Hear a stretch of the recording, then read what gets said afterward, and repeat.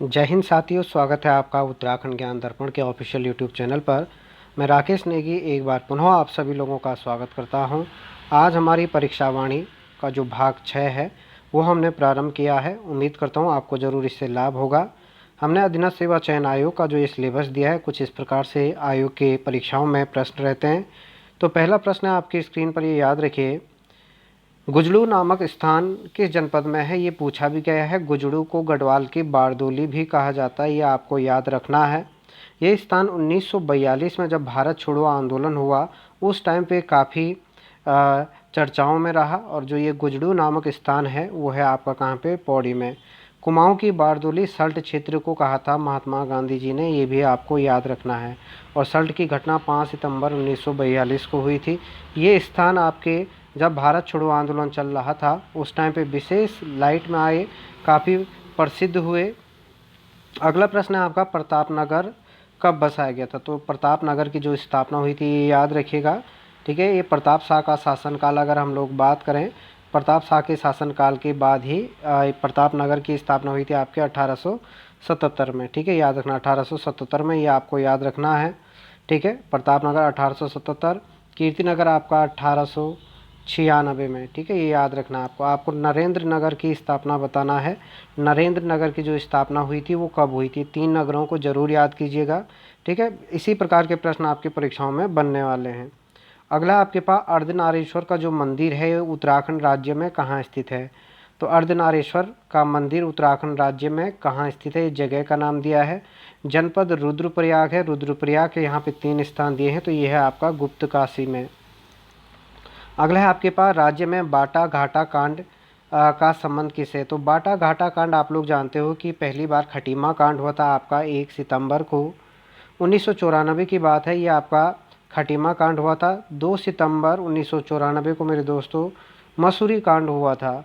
अब जब ये 2 घटनाएं हमारे उत्तराखंड राज्य में हो गई, उत्तराखंड राज्य बनाने का तात्कालिक कारण जो ये आंदोलनों को तीव्र होना, एक तरीके से जो 27% आरक्षण था उसे माना जाता है। तो यहाँ पर जब 2 सितंबर के बाद इनकी जो लोग ये शहीद हुए थे, इनको इनकी जो 13वीं थी वहाँ पे श्रद्धांजलि देने के लिए लोग जा रहे थे। तो मसूरी के एक रास्ते में पड़ता आपका बाटा घाटा कांड, ठीक है। याद रखिए 2 सितंबर के बाद अगर 13 जोड़ोगे तो आपका 15 सितंबर होता है। 15 सितंबर 1994 को बाटा घाटा कांड हुआ था आपका कहाँ पे, मसूरी में। तो ये याद रखिएगा। याद करने के लिए स्टेप बाय स्टेप आगे बढ़िए। अगला है आपका, पाटलीदून किस जनपद में स्थित है। पाटलीदून किस जनपद में स्थित है। तो आपके पास जनपद दिए गए हैं, पाटलीदून किस जनपद में स्थित है। तो मेरे दोस्तों पाटलीदून आपका कहाँ पे होगा, नैनीताल में होगा। अगला क्वेश्चन है आपके पास, क्वेश्चन नंबर, उद्योग मंदिर आश्रम, ठीक है, जो ज्योतिराम कांडपाल ने इसकी स्थापना की थी। उद्योग मंदिर आश्रम आपका कहाँ स्थित है। तो ये है आपका जनपद अल्मोड़ा में। अगला अपना मूल्यांकन जरूर कीजिएगा। धीरे धीरे यही प्रश्न आपको याद करने में आनंद भी आएगा। झूमिंग कृषि किस जनजाति में प्रचलित है। झूमिंग कृषि का मतलब क्या होता है, जंगलों को काट करके वहाँ पे खेती करना, फिर कुछ टाइम बाद बंजर छोड़ देना, वो अपने आप में झूमिंग कृषि होगा। तो ये उत्तराखंड राज्य में राजी जनजाति झूमिंग कृषि से संबंधित है, ये आपको याद रखना है। राजी जनजाति को उत्तराखंड राज्य के इतिहास में अगर हम लोग बात करें तो इनको क्या, एक तरीके से इनमें जो आपका मूक व्यापार पाया जाता है, ठीक है। और उत्तराखंड की जो सबसे छोटी जनजाति है वो कौन सी है, आपकी राजी जनजाति, ठीक है। बनरावत इन्हें कहा जाता है बनों में निवास करने के कारण। अगला है, ओली में शीतकालीन क्रीड़ा की जो शुरुआत हुई थी वो कब हुई थी।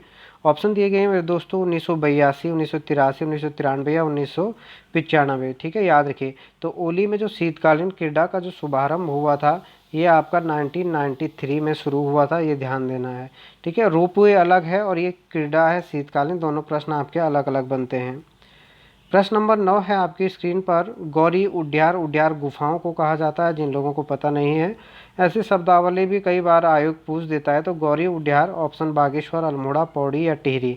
तो गौरी गौरी उड्यार कहाँ पे होगा, आपका बागेश्वर में है। और गौरी कुंड मेरे दोस्तों रुद्रप्रयाग में है। कहाँ पे होगा, रुद्रप्रयाग में। केदारनाथ का जो अंतिम बस स्टेशन अगर हम लोग बात करें वो कौन सा है, गौरी कुंड। अगला आपके पास, बजहर नामक जो त्यौहार किस जनजाति में, काफ़ी महत्वपूर्ण प्रश्न है आपका।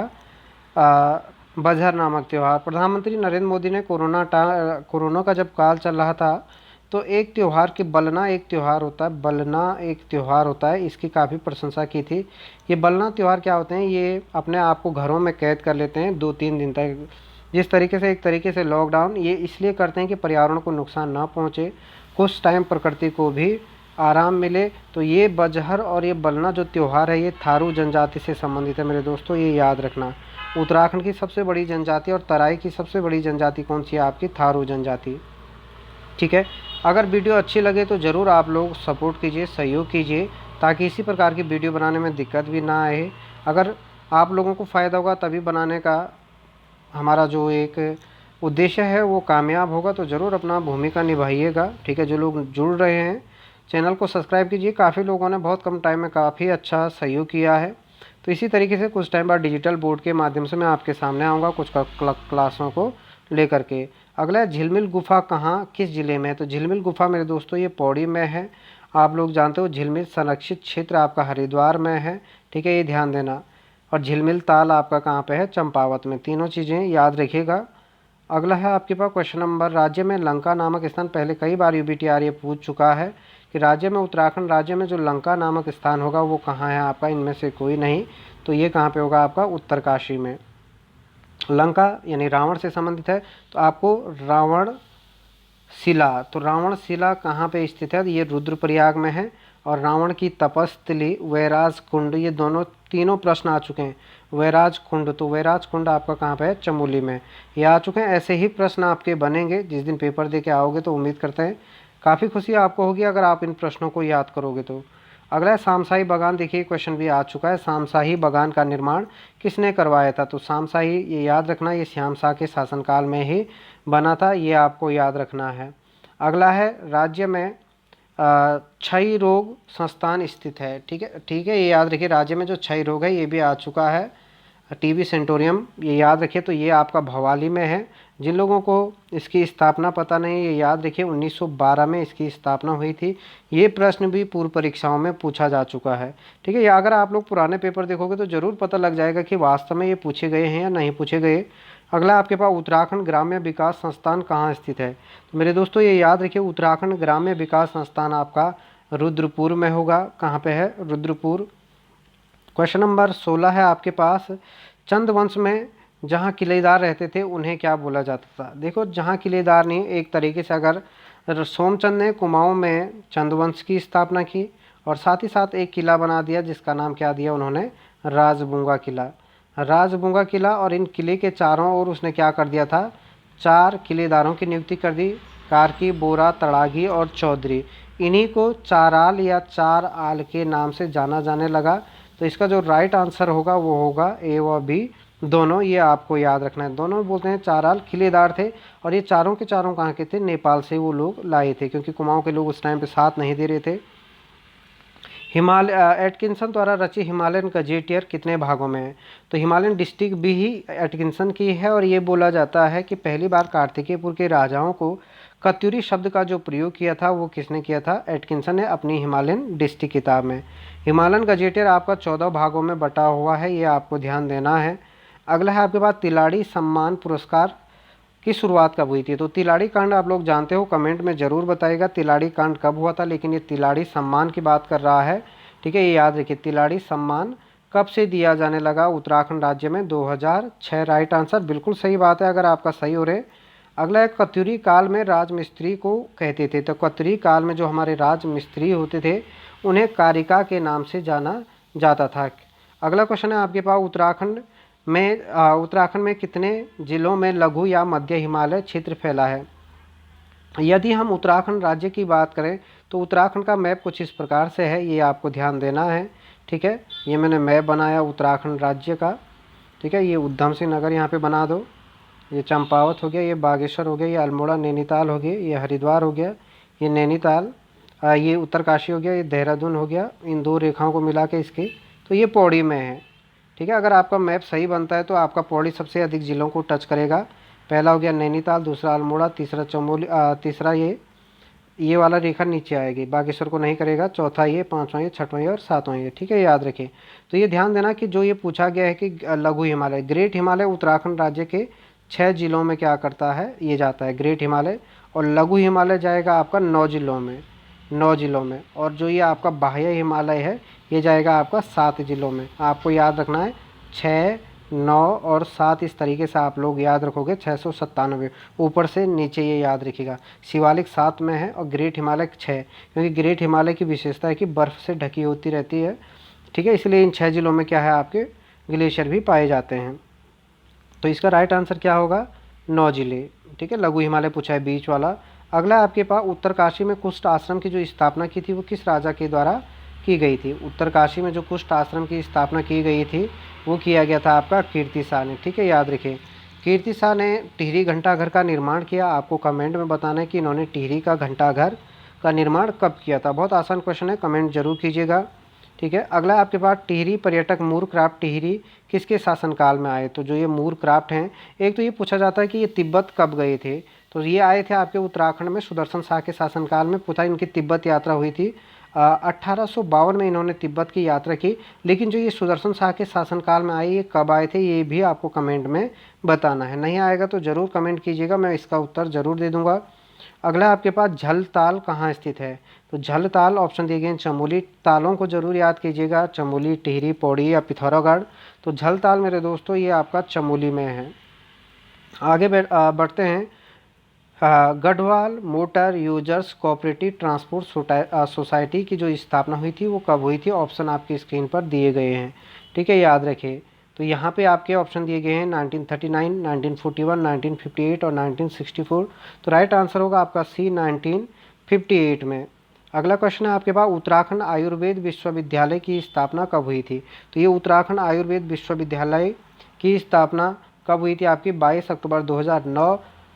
ये उत्तराखंड आयुर्वेद विश्वविद्यालय कहाँ है आपको ये कमेंट करना है। मुझे उम्मीद है जिन्होंने अगर पढ़ा होगा तो बिल्कुल सही, वरना इसमें कन्फ्यूज़न आपको लगभग कई लोग इसका गलत उत्तर देंगे, तो इसलिए ज़रूर इसे ध्यान देना। अगर नहीं आता तो एक बार सर्च कीजिए, ढूंढिए किताबों को। अगला क्वेश्चन है आपकी स्क्रीन पर, ये याद रखिए, पहाड़ी चित्रकला पुस्तक के लेखक कौन है। क्वेश्चन नंबर 26 है, पहाड़ी चित्रकला पुस्तक के लेखक कौन है। उत्तराखंड की जो परीक्षा वाणी में आपके पुस्तकें दी गई है ज़रूर उनको याद कर लेना, एक बार याद करना। ये नहीं कि हमने नई नई किताबें कई बार पूछ रहे हमें क्या क्या पढ़ना है, कौन कौन सी किताबें, पहले एक बार परीक्षा वाणी को अच्छे से पढ़ लीजिए, ठीक है। यानी कोई भी क्वेश्चन पूछे तो आपका गलत नहीं होना चाहिए। तो पहाड़ी चित्रकला है आपका किशोरीलाल वैद्य की। छोटे छोटे क्वेश्चन पूछे जाते हैं जो हमें दिखते नहीं, आंखों से बच जाते हैं, तो अच्छे तरीके से उसे पढ़िए। रानीखेत किस नदी के तट पर स्थित है। तो ये याद रखिए, रानीखेत पर्यटकों की नगरी कहा जाता है, ठीक है। रानीखेत की जो स्थापना हुई थी ये भी कमेंट में बताना, रानीखेत की जो स्थापना कब हुई थी। ये आपका गगास नदी के किनारे है, रानीखेत गगास नदी के किनारे होगा। कटारमल कोसी नदी के किनारे है। बागेश्वर सरयू और गोमती के तट पर है। मेन आपका अगर हम लोग बात करें कि बैजनाथ धाम आपका सरयू नदी के किनारे स्थित है। एक आपका आएगा कटारमल कोसी हो गया। जागेश्वर पूछा जाता है, ये जटागंगा या जाड़गंगा नदी के किनारे स्थित है। कुछ इस प्रकार से प्रश्न भी आपके बनते हैं। क्वेश्चन नंबर है आपका 28 है, सरला बहन का जो मूल निवास था ये कहाँ की थी।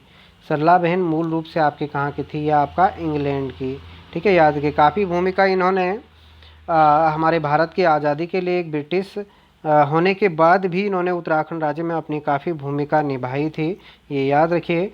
अगला है आपके पास भारतीय लघु उद्योग विकास निगम कहाँ स्थित है। तो मेरे दोस्तों ये याद रखिए, भारतीय लघु उद्योग विकास निगम क्वेश्चन नंबर 29 है आपका, ये देहरादून में है। और राष्ट्रीय लघु उद्योग विकास बैंक है आपका उधम सिंह नगर में। दोनों ही प्रश्न अलग अलग हैं, उम्मीद करना है 2-3 बार अगर आप भारतीय देहरादून में भारत देहरादून ये याद रखिए, ठीक है। और बाकी मैंने कहा था अगर राष्ट्रीय आएगा तो वो आपका कहाँ पे है, उधम सिंह नगर में।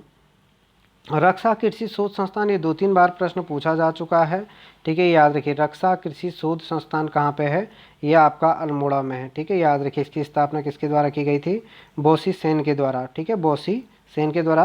पूर्व ग्राम पंचायत विकास अधिकारी की परीक्षा में पूछा गया है। तो ये आपका टेलीग्राम पे आप लोग जरूर जुड़ जाइए, और जिनको प्रैक्टिस सेट चाहिए, ठीक है, 100 नंबर वाले प्रैक्टिस सेट चाहिए, वो तो इन नंबरों पे कॉल करके प्राप्त कर सकते हैं, ये ध्यान देना। तो सभी लोगों का उत्तराखंड ज्ञान दर्पण परिवार में बहुत बहुत आप लोगों का धन्यवाद, बहुत स्वागत है आप लोगों का। अच्छे तरीके से पढ़िएगा, आने वाली परीक्षाओं के लिए आप सभी को शुभकामनाएं।